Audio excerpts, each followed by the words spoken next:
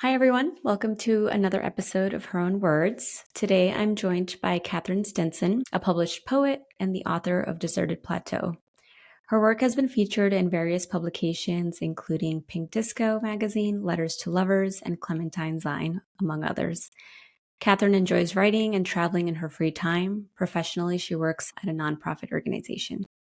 Thanks for being here, Kate. Welcome to the show. Thank you.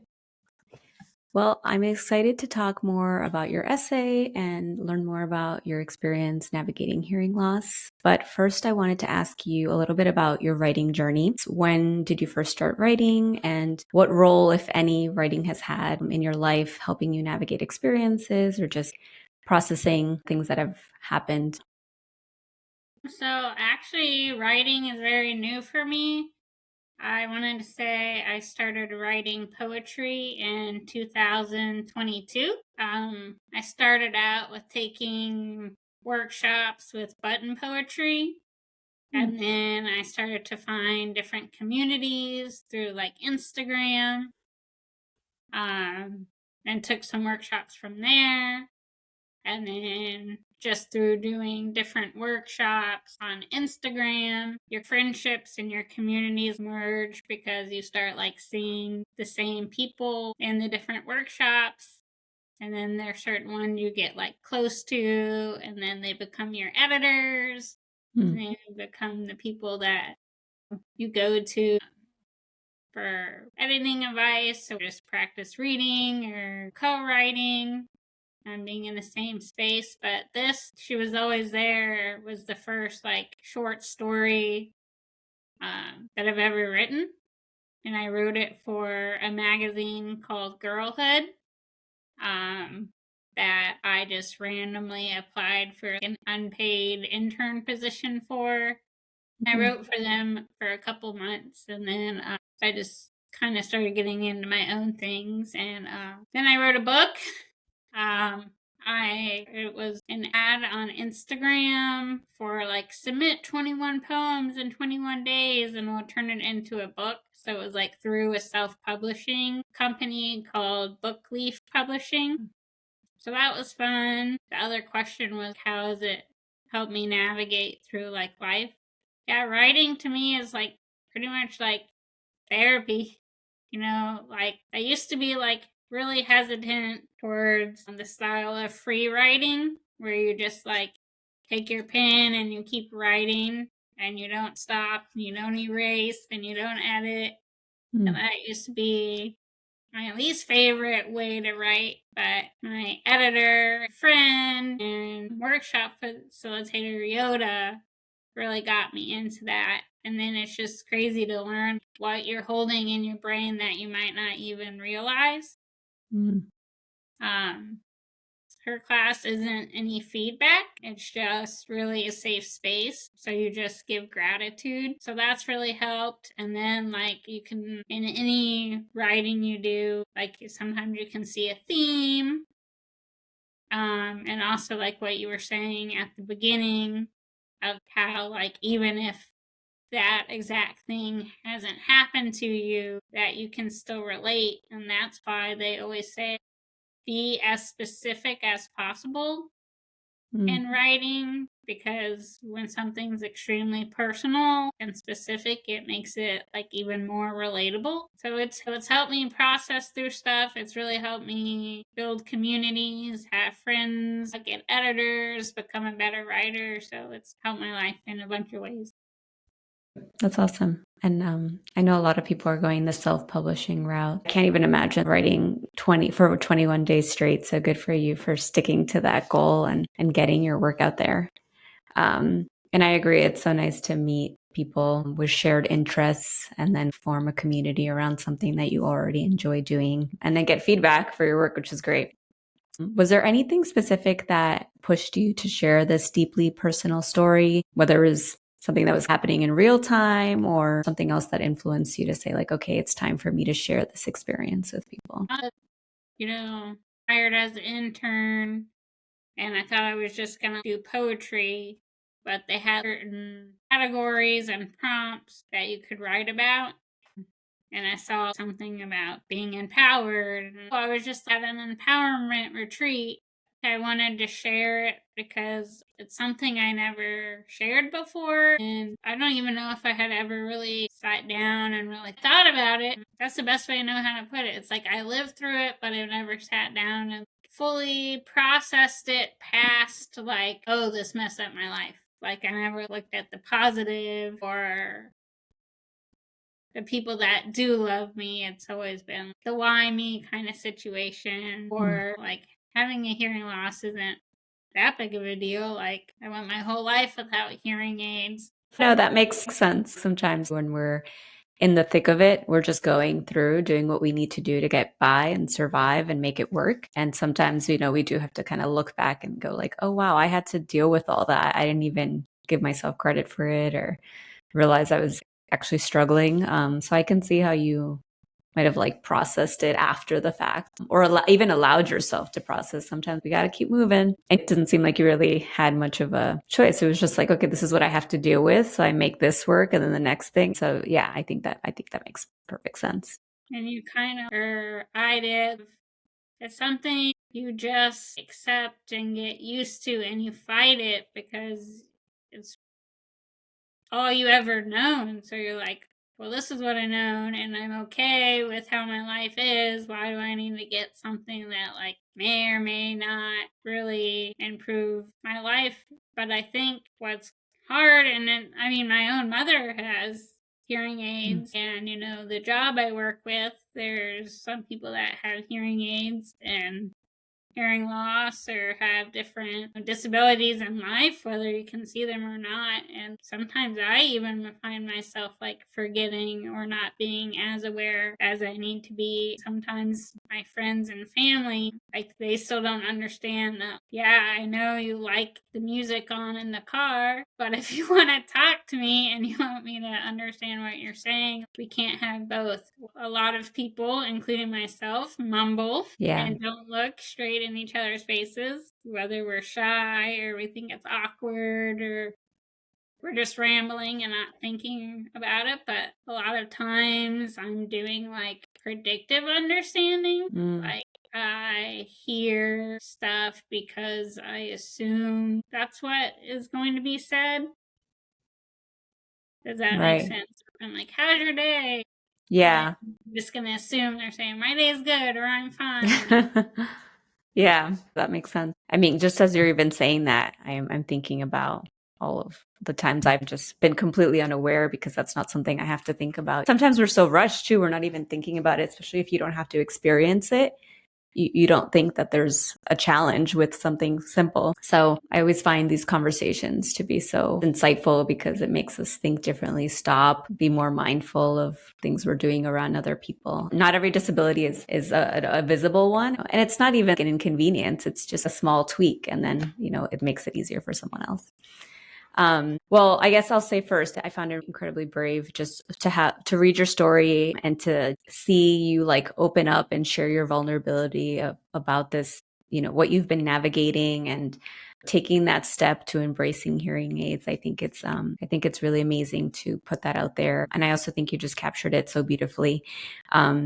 But something that you were saying earlier made me think about the way that society stigmatizes certain things. And so I'm curious if there were any feelings, or apprehension related to the way that society stigmatizes disabilities that might have kept you from deciding to get hearing aids earlier. Um, and if you do see any stigmas, are there things that you would suggest or seen that might help us break down those barriers for people? Definitely, I think the confidence and the stigma was a huge thing, especially because, like, in my story, I talked about when I was in kindergarten, I had to wear this Band-Aid over one of my eyes because I was stigmatism to strengthen the other eye. I don't remember kids being mean about it, but I remember how I felt. So it's not like I remember anyone being cruel. I just remember that it was traumatizing for me to go around and have it. It wasn't even cute. It wasn't even like a Band-Aid. It was a circle Band-Aid over my eye. And I remember when I was a teenager, like I wasn't even super young, my mom had that picture on the refrigerator with that eye patch, and I destroyed it. Ripped it off the fridge, or I scribbled it out, or I like threw it away. Why do you have this like embarrassing picture of me? Like, why is this even on here? Are you like shaming me? Like, I know she never thought that. Like, she probably thought it was cute, but like, you don't always realize what's gonna impact your kids or your friends so much. So I think that was one part of it, like already feeling different. And then all through elementary, middle school, high school, my parents and my teachers wanted to give me accommodations, like being able to go in a quiet room and take a test, or be able to give me a sheet of paper to take notes instead of trying to follow along and take notes. And I refused that because I didn't want people to be like, why is Kate going into this room? Or why is she always in the front? Like they wanted to make me always sit in the front. If you're trying to grow up and be cool and the teacher's always putting you in the front, like maybe your friends aren't in the front, or I didn't always want to be looked at like I was different. So that was part of it. So the eye patch and the special attention. I feel like when I get a certain amount of attention, good or bad things, I'm a person that make shut down. And it's funny because when I was in college, my degree's in psychology, and for my research paper, I wrote a paper on the stigmatism of hearing aids, and that people with hearing aids are actually happier than people who don't get hearing aids. And that still didn't make me feel when I was younger, they looked so big. Like I have them now, I can't even see them. They're the same color as my hair. Their wires clear. Like I'm still insecure about it, but maybe I'm not as insecure about wearing the hearing aids, but there is still the insecurity of like, it's never going to make my hearing perfect. Right. And I still have to practice using my voice to my friends. Like, you're mumbling. I can't hear you. Can you look at me? Sometimes I still just let it slide. You don't want to be an annoyance to them to be like, hey, can you repeat this? Can you say this? Can you talk louder? Can you look at me? I do still struggle with that part. I haven't figured out yet how to get people to completely understand something that they don't deal with, just as I struggle with completely understanding a disability that someone else has that I don't. Be empathetic and understanding, but you'll never be in anyone else's shoes. And like you said, we're in hurries. We're not thinking. Most of the time, we're only thinking about ourselves. If it's our best friend, we're just like, blah, blah, blah, blah. Not thinking like, dude, does Kate even know what I'm saying right now? Yeah, that makes sense. I mean, it's so hard. I always find it easier to advocate for other people than myself. But when you're dealing with a disability or you're struggling with anything, there's so much advocacy that's involved. You have to constantly be advocating for yourself, which I can imagine could be a little bit exhausting. I've been looking for a job, and in every application, which I appreciate, they have this section at the end where you can disclose if you have a disability. And there's things on there from hearing loss, mobility impairments, and they also list migraines and fibromyalgia, which I have. But I always feel like, well, I don't want to say yes because I don't want to ruin my chances, even though legally that's not something that's supposed to be allowed.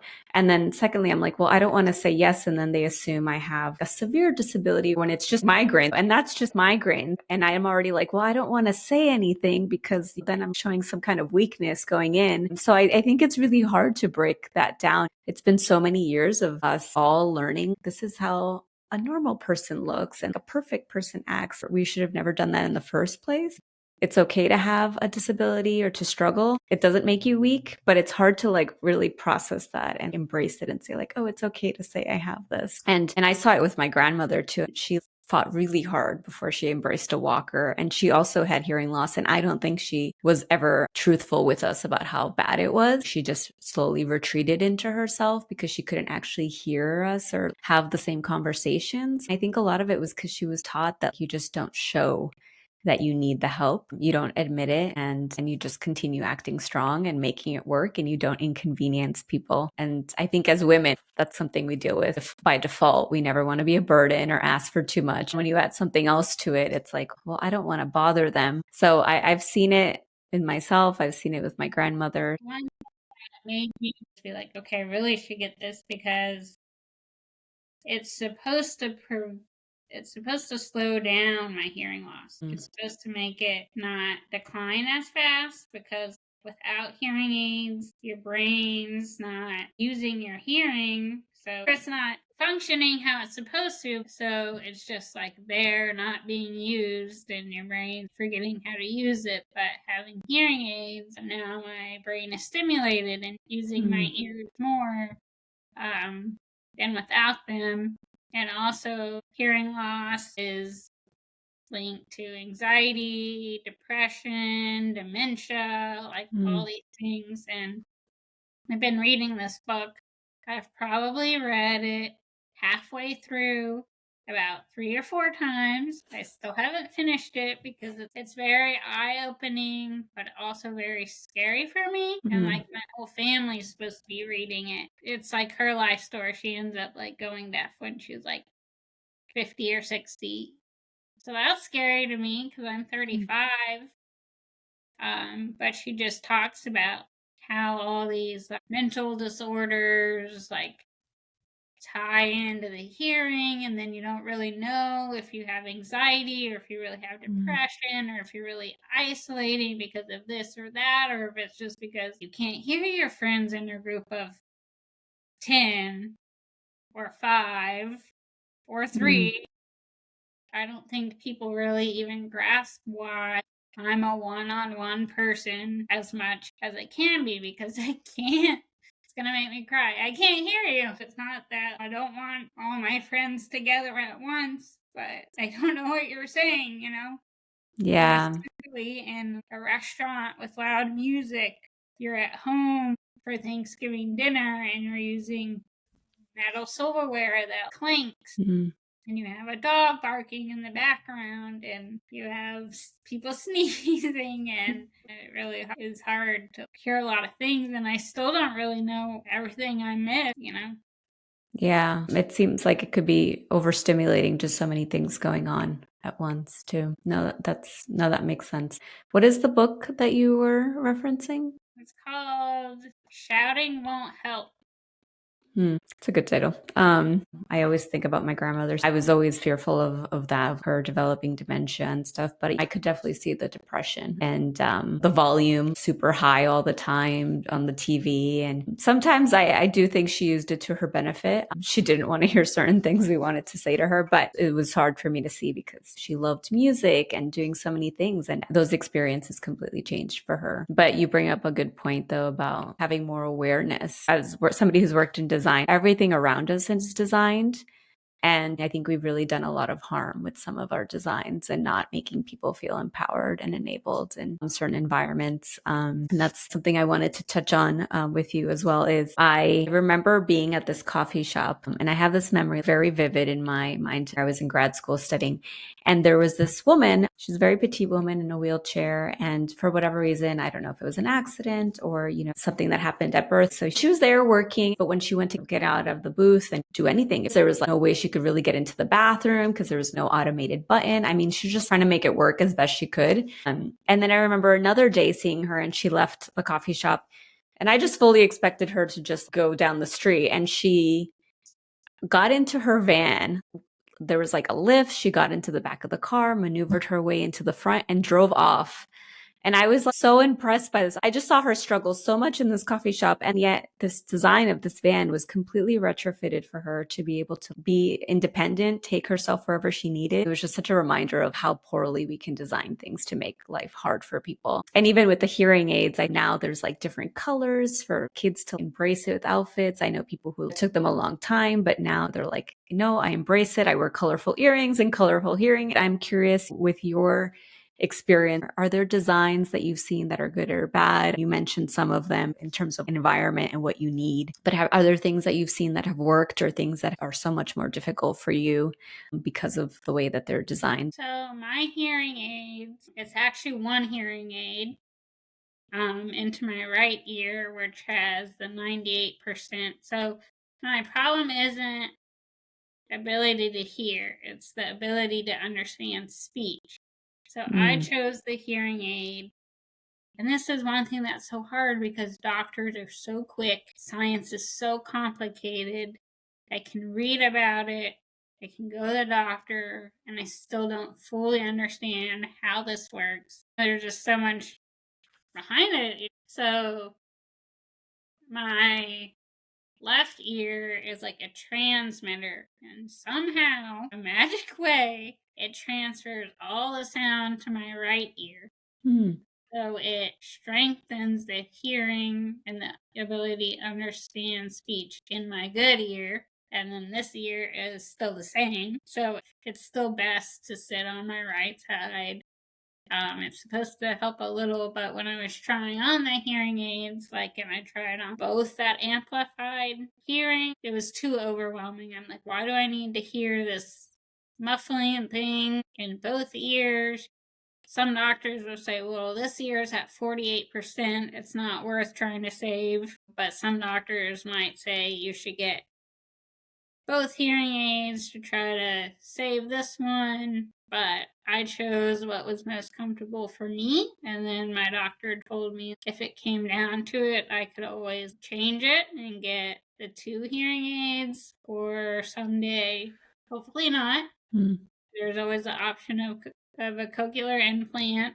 It's in both ears, so bilateral, mhm, but still one is worse, a lot worse than the other, but there's still hearing loss in both ears. See it, I've read it on the paperwork, and I'm still like, I don't know. All I know is if you talk to me in this ear, I can't hear you as well as this ear. That's why I said in the story that the game telephone, you whisper a word in an ear and then tell the next person in line. Like, I can't play that game. mhm, So I always hated that game. But for what has helped, I'm new at the hearing aids. It's connected to my phone, so that's nice. I can adjust the range of sound to narrow or wide. So if I am in a group of people, I could set it to where I could hear the sound all around me, or I can set it to where it's direct, or I can lower background noise and raise noise that's right in front of me.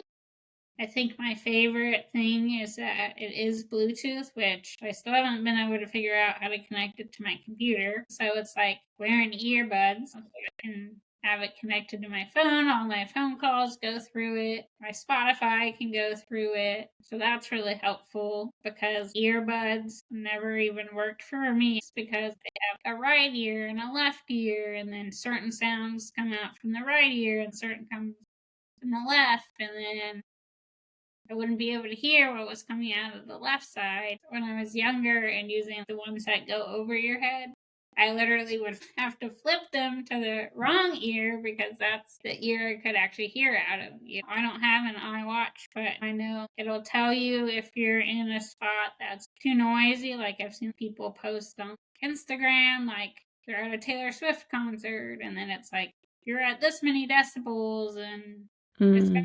hearing. So that's cool. The book talks about how we're all going through hearing loss, and we're all going to have it because you have lawnmowers, you have headphones or earbuds, concerts, we have restaurants which are loud, then on top of the restaurant being loud, you have the music and the clanking, then you have all the people talking. It just talks about how, like you said, the world isn't aware of protecting our hearing. I went to the Taylor Swift concert, and I took out my hearing aids and I put in earplugs, and I made the concert suck.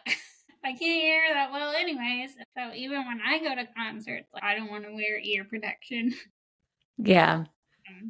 Were you able to adjust on your phone, lower it enough to just have your hearing aids, or you still needed the earplug? Actually, I went in April of last year, so I don't even know if I had my hearing aids yet.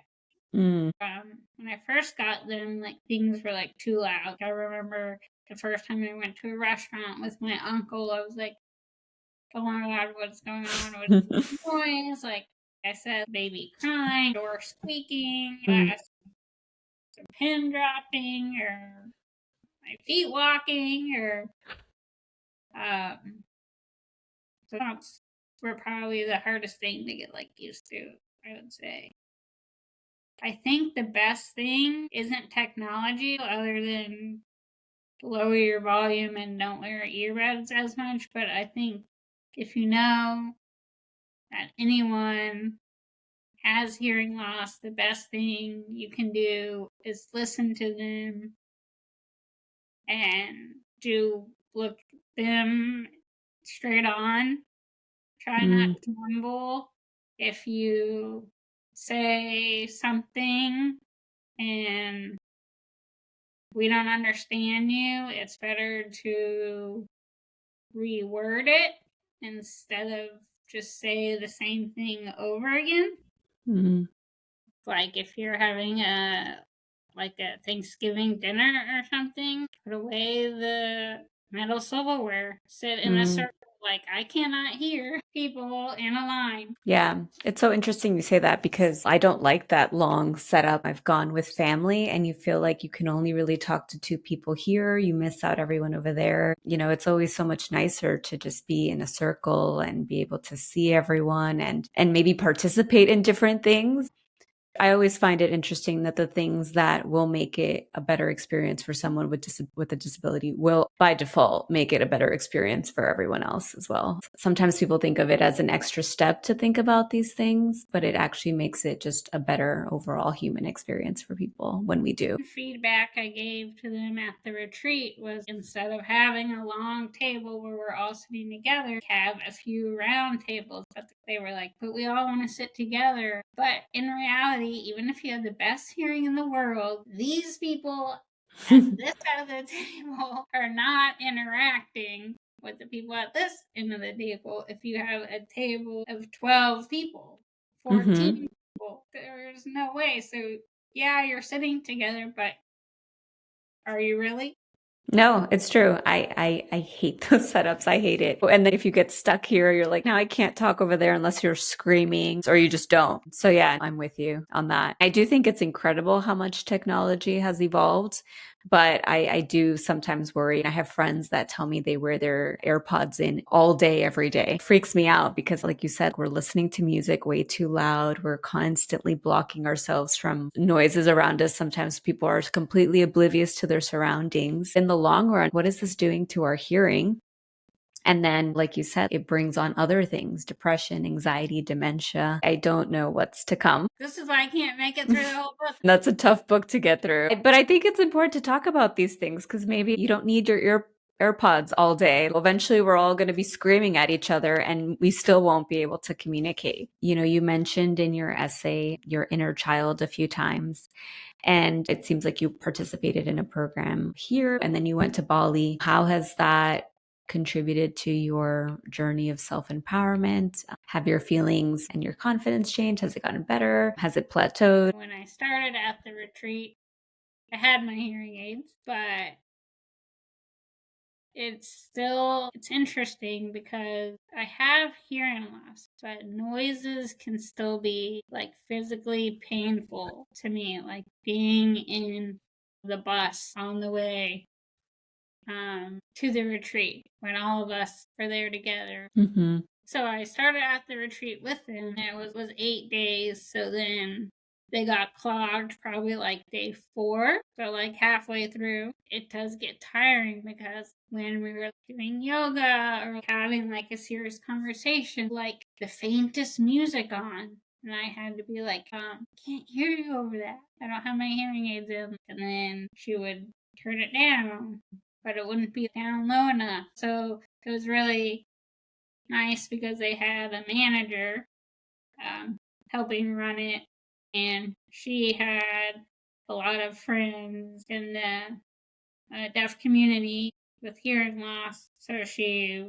would translate for me if I needed. So she was really there for me. And then when my hearing aids weren't working, it was really hard to reach my doctor's office because I was in Bali, which was like 12 hours difference. So Danielle sat with me for hours, Perry sat with me for hours, Luca was digging out the earwax.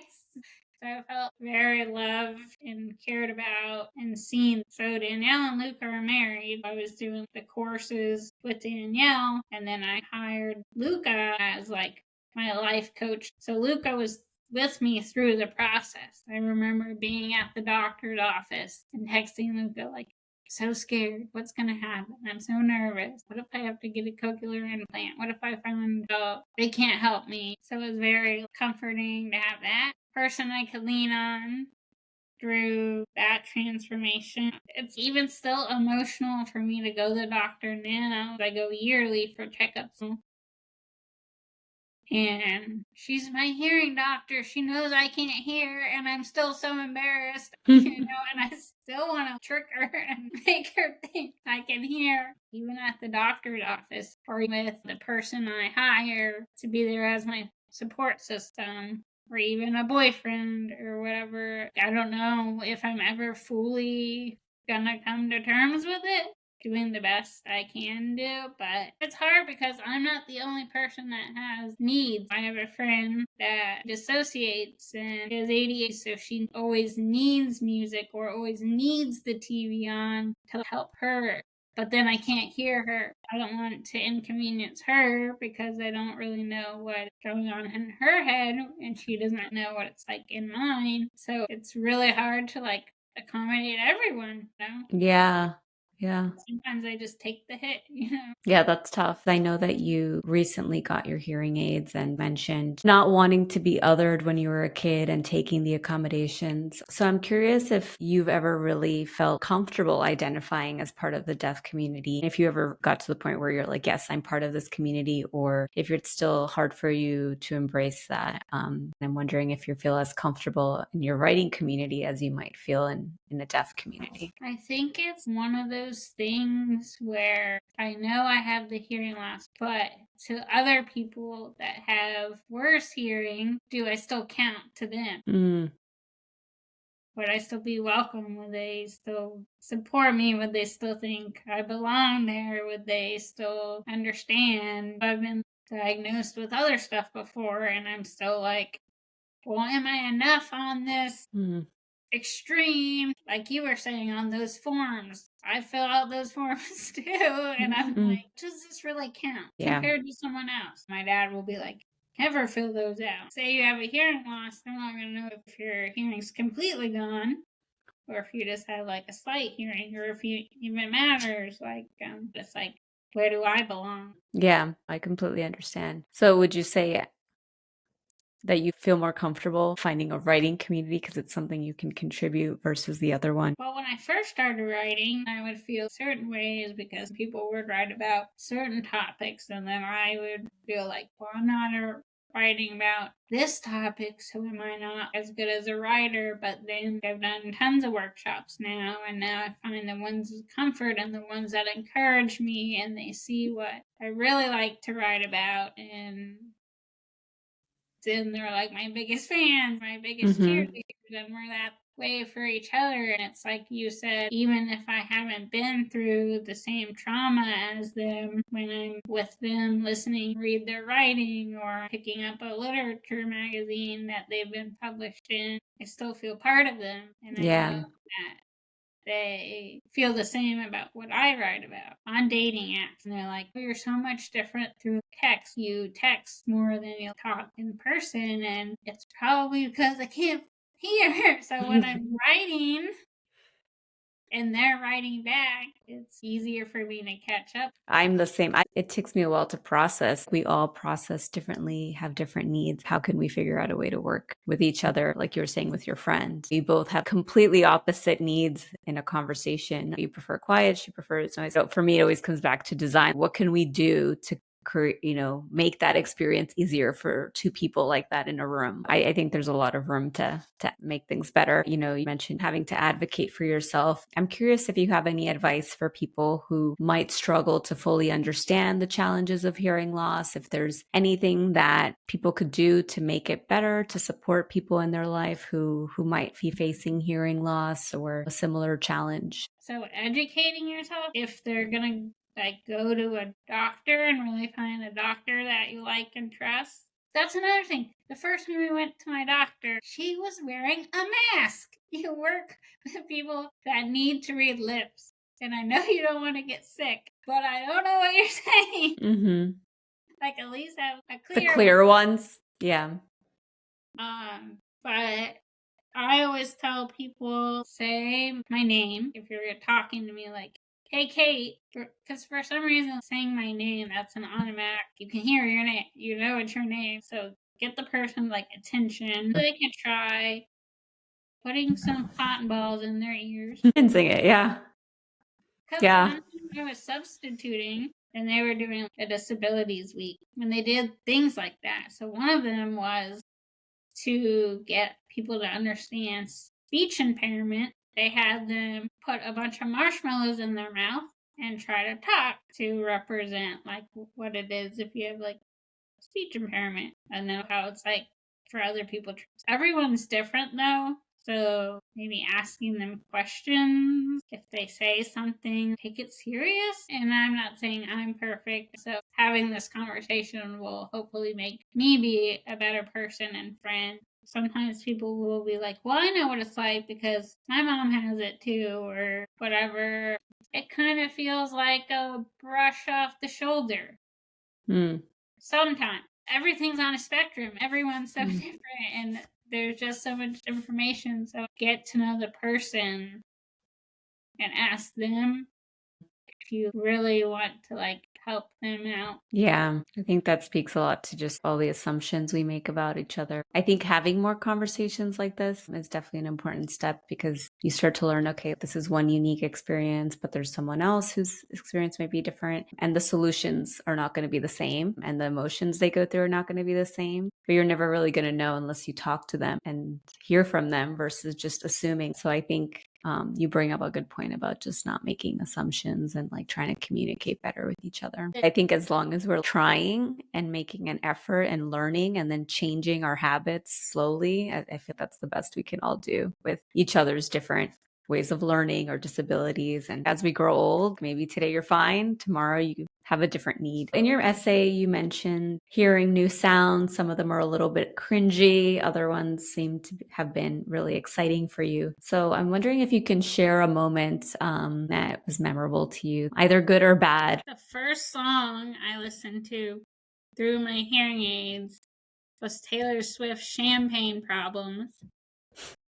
Just realizing how beautiful the instruments in that song are. Kept listening to it, and then I was asking people, what are some other really good songs that I might have been missing certain parts to? So I had people send me different songs that I might have not heard. And then I remember I was going on a lot of walks in the morning, listen to the birds chirp or the grass beneath my feet or the bugs. When I said I could hear the children in Africa, happiness and laughter, that was literal. If I don't have my hearing aids, I can't hear parents. Here, I can hear people laughing. Happiness has a sound. That's the best I know how to describe it. Just being able to hear noises. I'm like, why do I need to hear if a pipe broke? But then my brother is like, yeah, Kate, you need to be able to hear. If that pipe breaks, then you're out, That's beautiful, though, the idea of happiness having a sound. There's so many things that I take for granted because it's your day to day, but then to think wow, for someone, this is a really special moment to be able to say oh, wow, I can actually hear that. So that's amazing. You talk in your essay about being heard. I'm curious how this journey of getting your hearing aid, if it's made you more empowered to use your voice, to advocate for yourself. I know it's not perfect, but I'm curious if it's impacted the way that you communicate with others. It has. Well, now that I have hearing aids when I didn't have hearing aids and I was at a job.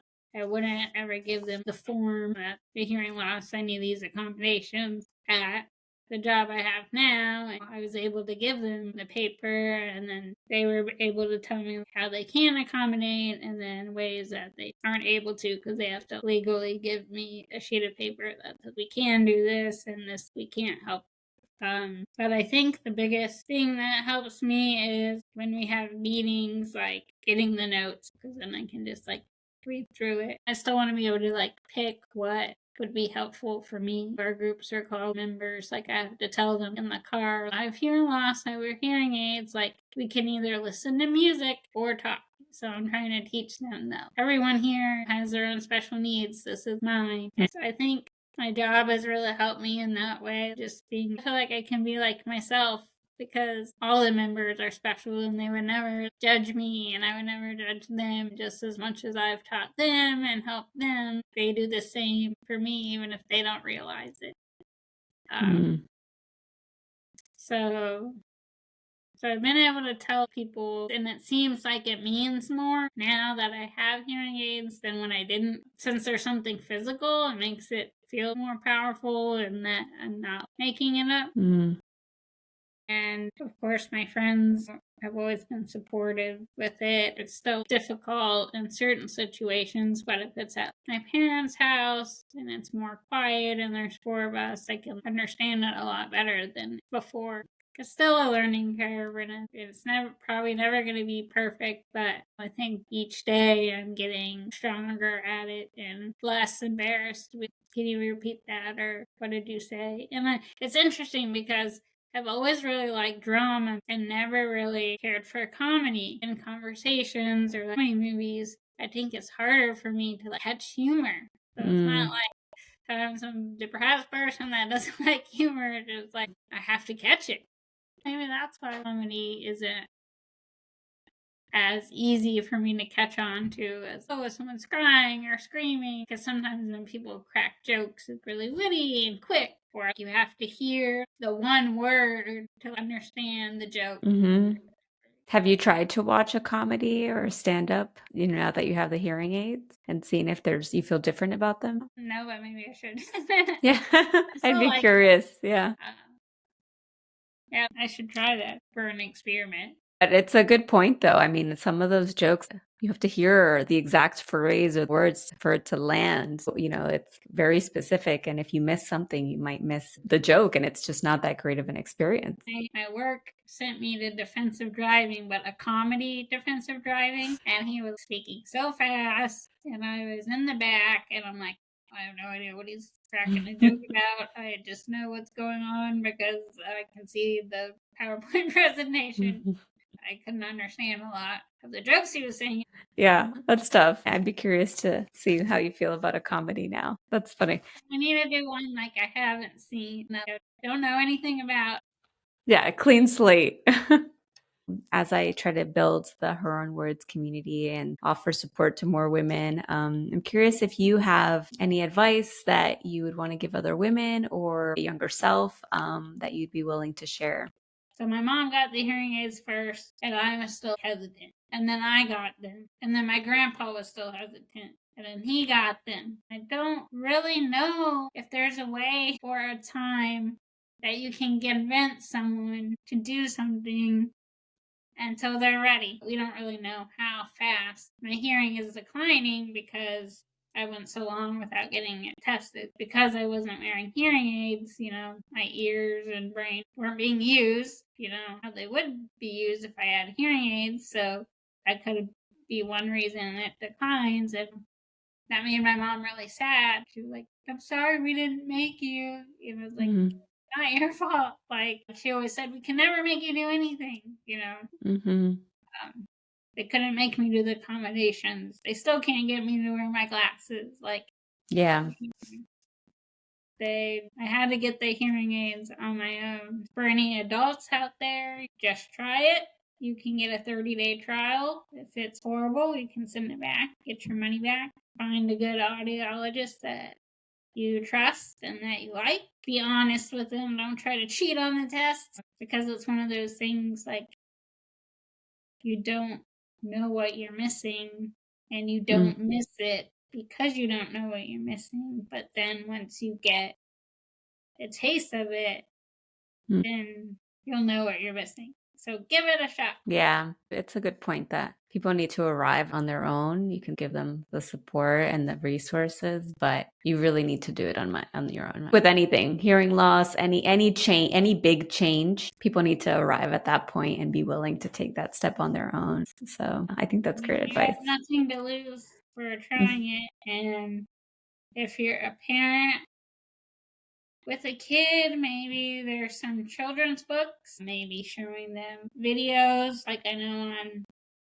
like YouTube, there's those like sweet videos of like people trying glasses or hearing aids for the first time, and then they just like get so excited, ease into it. Definitely don't give them an eye patch and a hearing aid.